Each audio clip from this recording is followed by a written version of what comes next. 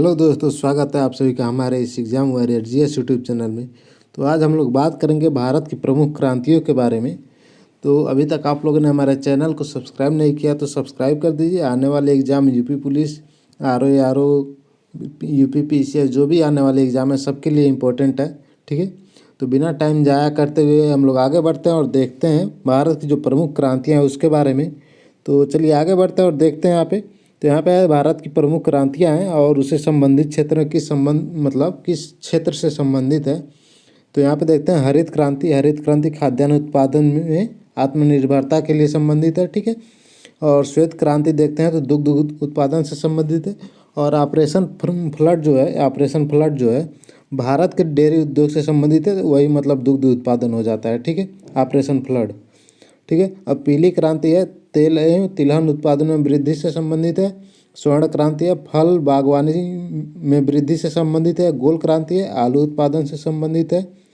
और आगे बढ़ते हैं तो देखते हैं यहाँ पे और देखते हैं तो मूक क्रांति है। मूक क्रांति मोटे अनाज से संबंधित है। सदाबहार क्रांति है जैव तकनीकी द्वारा कृषि के समग्र विकास हेतु उससे संबंधित है। ठीक है, सदाबहार क्रांति। और गुलाबी क्रांति देखते हैं तो झींगा या प्याज उत्पादन में कृषि के मतलब विकास के लिए संबंधित है। नीली क्रांति देखते हैं तो मत्स्य उत्पादन में वृद्धि से संबंधित है। रजत क्रांति देखते हैं तो अंडा पोल्ट्री उत्पादन से संबंधित है। ठीक है, और लाल क्रांति देखते हैं तो मांस या टमाटर उत्पादन में वृद्धि से संबंधित है। ठीक है, टमाटर और मांस दोनों हो सकते हैं, जो भी आए ऑप्शन में उसको लगा सकते हैं। गोल्डन फाइबर क्रांति देखते हैं तो ये जूट उत्पादन से संबंधित है। ठीक है, तो आगे और देखते हैं इसमें और कौन से हैं। तो यहाँ पे है सिल्वर फाइबर क्रांति है और कपास उत्पादन में वृद्धि से संबंधित है। ग्रे क्रांति है तो ग्रे क्रांति उर्वरक को बढ़ावा देने से संबंधित है। ठीक है, ग्रे या भूरी क्रांति, इसको भूरी क्रांति भी कहते हैं। ठीक है, इंद्रधनुष क्रांति है कृषि के सभी क्षेत्रों में उत्पादन में वृद्धि हेतु निगरानी रखने हेतु इसका इंद्रधनुष क्रांति संबंधित है। ठीक है, कृष्ण क्रांति देखते हैं तो पेट्रोलियम या बायोडीजल से संबंधित है। ठीक है, और बादामी क्रांति देखते हैं तो मसाला उत्पादन से संबंधित है। ठीक है, आगे बढ़ते हैं तो और देखते हैं तो यहाँ पे सुनहरी क्रांति है। सुनहरी क्रांति फल उत्पादन से संबंधित है। अमृत क्रांति देखते हैं तो नदी जोड़ो परियोजना से संबंधित है। सूर्योदय क्रांति देखते हैं तो इलेक्ट्रॉनिक उद्योग के विकास हेतु संबंधित है। ठीक है, धूसर स्लेटी क्रांति देखते हैं तो सीमेंट उत्पादन से संबंधित है।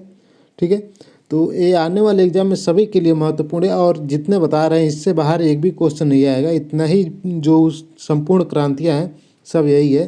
तो अभी तक आप लोगों ने हमारे चैनल को सब्सक्राइब नहीं किया है तो सब्सक्राइब कर दीजिए। चलिए आगे और देख लेते हैं। ठीक है, सफ़रान क्रांति है तो केसर उत्पादन से संबंधित है।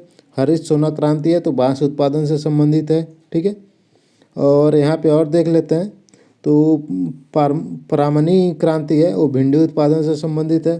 ठीक है, खाकी क्रांति है चमड़ा उत्पादन से संबंधित है। ठीक है, तो यहाँ पे हम कुछ और बताना चाहेंगे। जो हरित क्रांति है, हरित क्रांति इसके जनक कौन थे तो एम.एस. स्वामीनाथन थे। ठीक है, एम.एस. स्वामीनाथन जी हरित क्रांति के जनक थे। अब भारत में श्वेत क्रांति के जनक, श्वेत या दुग्ध क्रांति, ठीक है, के जनक डॉक्टर वर्गीज कुरियन थे। ठीक है, अब भारत का पहला जीआई टैग उत्पाद मतलब जीआई टैग जिसको प्राप्त हुआ था, भारत का पहला जो उत्पाद था वो कौन सा था तो दार्जिलिंग चाय थी। ठीक है, इसको याद रखिएगा, कई बार एग्जाम में पूछे जाते हैं। तो भारत का पहला जीआई टैग प्राप्त उत्पाद कौन सा था तो दार्जिलिंग चाय थी। ठीक है, और आप लोग मतलब अभी तक हमारे चैनल को सब्सक्राइब नहीं किए हैं तो सब्सक्राइब कर दीजिए। ठीक है, तो फिर मिलते हैं नेक्स्ट वीडियो में। यहाँ तक वीडियो देखने के लिए धन्यवाद।